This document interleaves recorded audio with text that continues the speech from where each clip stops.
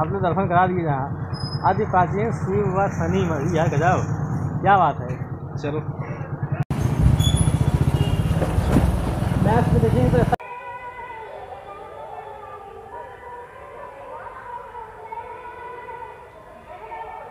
Hello dear friends, नमस्कार। मैं हूं शिवम और आप देख रहे हैं शिवम राज प्रोडक्शंस यूट्यूब चैनल। तो डियर फ्रेंड्स, हम आए हैं यहाँ पे जौनपुर टूर पे और साथ में मिले गुरु भाई। तो इन्होंने मुझे यहाँ पे लेके आए और देख सकते हैं आप। बहुत बहुत धन्यवाद गुरु भाई आपका यहाँ पे लाने के लिए। तो डियर फ्रेंड्स, आज आए हैं हम जौनपुर के बहुत ही प्राचीन और ऐतिहासिक और आध्यात्मिक जगह पे, जहाँ पे भगवान शिव और शनिदेव का पुराना मंदिर है और वहीं पे है एक बहुत ही लगभग 200-250 साल पुराना पोखरा और बहुत ही ऐतिहासिक जगह है। यहाँ पे एक बहुत ही प्राचीन गुफा भी है जो कि बहुत ही पुराने ईंटों से बनी हुई है। एक पुराने सम्राट द्वारा बनाई गई गुफा है। तो चलिए जानते हैं इस जगह के बारे में डिटेल से। तो डियर फ्रेंड, चलिए आपको मिलाते हैं यहाँ के संरक्षक श्री डॉक्टर महंत अवधेश चंद्र भारद्वाज जी से, जो यहाँ के संरक्षक हैं। आपको वो पूरी तरह से डिटेल में बताएंगे इस जगह का क्या इतिहास है, यह जगह कितनी पुरानी है और इसका संरक्षण कैसे हुआ, कैसे इतना भव्य जगह बनी, सब कुछ जानेंगे डॉक्टर महंत अवधेश चंद्र भारद्वाज जी से। तो चलिए। हाँ सर जी, नमस्कार। नमस्कार। हाँ सर, अपने परिचय के साथ साथ कुछ इस जगह के बारे में बताएं। मेरा नाम महंत डॉक्टर अवधेश चंद्र भारद्वाज है। ओके, थैंक यू सर, आपका नाम बताने के लिए सर। और मैं इस तालाब की हाँ पूरी वस्तु स्थिति से अवगत हूँ। हाँ इसके लिए अथक प्रयास भी लोगों से, निवेदन प्रतिनिधियों से कहना मैंने प्रयास किया है। हाँ। यह बहुत ही प्राचीन तालाब, ओके सर। यह मुगल कालीन तालाब की हम परिकल्पना इस नाते कहते हैं क्योंकि ये जो तालाब का पुराना निर्माण था वह निर्माण लखौरिया ईंटे से हुआ था। लखौरिया ईंटे? जी। और लखौरिया ईंटे का प्रयोग मुगल काल में ज़्यादा हुआ है। इस नाते इसका अनुमान है कि यह तालाब लगभग आज से 200-250 साल पुराना रहा है। 200-250 साल? जी, 200-250 वर्ष पुराना रहा है।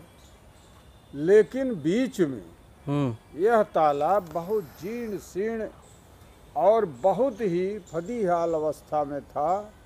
दीवारें गिर गई थी। मोहल्ले के तमाम इर्द गिर्द के लोग यहाँ कूड़ा अपना फेंकते थे। हाँ। इस तालाब को लेकर के कई जनप्रतिनिधियों से वार्ता हुई। नगर पालिका परिषद में मैंने चेयरमैन से बात कही तो 2015 में इस तालाब के लिए प्रोजेक्ट तैयार हुआ। 16 में यह स्वीकृत हुआ। 2016 में? जी। Okay sir. धन का आवंटन हुआ और 2016 से निर्माण कार्य चला और ये निर्माण कार्य अब पूर्ण अवस्था में चला। हाँ, दिख तो रहा है मेंटेनेंस अच्छी तरह से हुआ है, बस थोड़ा अंदर थोड़ी सी कमी है। हाँ। कि अभी तालाब का पानी, हाँ, यह थोड़ा इसका सफाई होना आवश्यक है। हाँ। और जो छोटी मोटी आवश्यकताएं हैं लोगों के बैठने के लिए, वो व्यवस्थाएं होनी हैं। और इस तालाब से सटा हुआ एक प्राचीन मंदिर, अच्छा, जो मंदिर जमीन के अंदर है, बजरंग आश्रम गुफा के नाम से। बजरंग आश्रम गुफा? जी। आइए हम आपको उस गुफा के उस द्वार को भी दिखा देते हैं जो इस तालाब से सटे हुआ है। अब धीरे धीरे तालाब के साथ साथ इस मंदिर का भी जीर्णोद्धार कार्य लोगों के सहयोग से चालू है। लोग सहयोग दे रहे हैं। ये बजरंग आश्रम गुफा में जाने के लिए ये सीढ़ी, ओके सर, ये सीढ़ी जाती है। हाँ। और इतना बड़ा पूरा एक तप स्थली यहाँ है। आप ये देख सकते हैं। आज भी बजरंग आश्रम गुफा, जो मैं लखौरिया ईंटे की बात कही, तो ये देखिए लखौरिया ईटा आज भी विद्यमान है। यह दूसरी बात ये है, इसका डिजाइन अलग है। हाँ जी, दूसरी बात ये है कि यह ऐसा स्थल है जहाँ सूर्य देव की प्रतिमा है।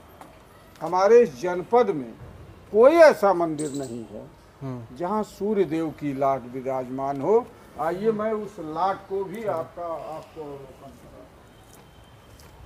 चीन, अब तो मंदिर की काफी रूपरेखा में भी परिवर्तन लाया जा रहा है।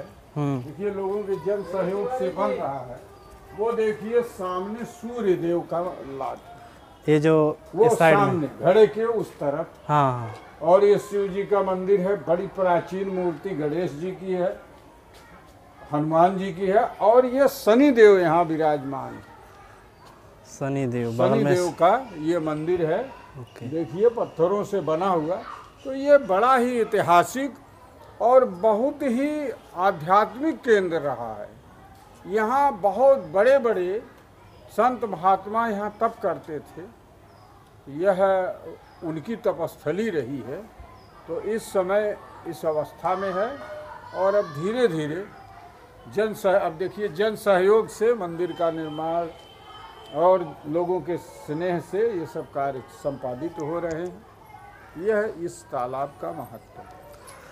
थैंक यू सर जी, आपका बहुत बहुत धन्यवाद सर, बताने के लिए आपने बहुत ही अच्छी जानकारी दी सर। यह बहुत ही आध्यात्मिक और ऐतिहासिक जगह है। तो चलिए आपको इस पोखरे और यहाँ की जो मंदिर हैं, आध्यात्मिक जगहें हैं, आपको उन सब से परिचय करवाते हैं और जानेंगे इस जगह के बारे में सब कुछ एकदम डिटेल में। तो आइए आपको भी दर्शन कराते हैं यहाँ के सबसे पुराने मंदिर के देवता श्री शिवशंकर जी और शनिदेव महाराज जी।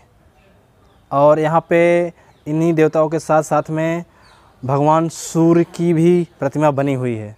चलिए देखते हैं अंदर कैसा नज़ारा है।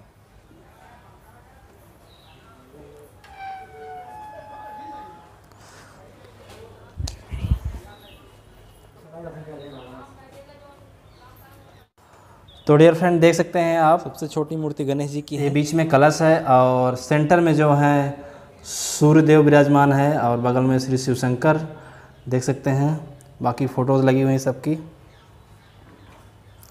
और यहाँ पे हैं श्री शनिदेव और श्री शिव जी, और यहाँ पे माँ जगदम्बे की भी मूर्ति लगी हुई है।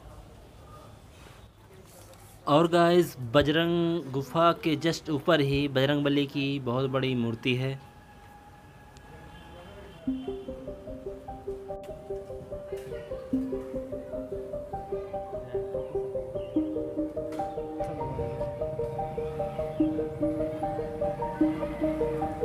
यहाँ के जो टाइल्स दिख रही हैं आपको, एक्चुअल में वो टाइल्स नहीं है, ये सब पत्थर को काट काट के टाइल्स का रूप दिया गया है और इस तरह से इसका जो है निर्माण हुआ है।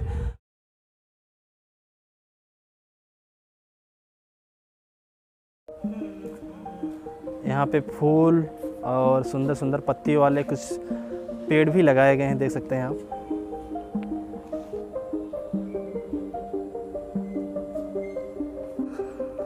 अरे वाह, इसका तो तिरंगे का कलर दिया है, एक नंबर, बहुत अच्छे से कलर किया गया है। इधर लाइट्स वगैरह भी लगी हैं, तो यहाँ पे देख सकते हैं लाइट्स वगैरह भी लगी हैं जो रात को बहुत ही कलरफुल इफ़ेक्ट देती हैं और इधर के एनवायरनमेंट को अलग ही लुक देती हैं। तो डियर फ्रेंड देख सकते हैं आप, यहाँ पे जो मंदिर के संरक्षक हैं उनका नाम लिखा हुआ है डॉक्टर महंत अवधेश चंद्र भारद्वाज जी, जो यहाँ के संरक्षक हैं। और इसके जो प्रेरणा स्रोत हैं श्रीमती नीलम संजय और संजय कुमार एसपी सिटी जौनपुर से हैं। चलिए सर, आपका बहुत ही बड़ा एकदम योगदान रहा है सर इसका मेंटेनेंस करवाने के लिए। सर आपका बहुत बहुत धन्यवाद। अगर हम लोग आते अभी आज, अगर आपने नहीं करवाया होता तो इसकी हालत कुछ अलग ही होती थी सर। लेकिन अब धीरे धीरे बहुत कुछ हो गया है। वैसे तो हमारा फर्ज ही बनता है कि नहीं, पूरा जो पुरानी चीज़ें, पुरातत्व की चीज़ें उनको संभाल के रखना।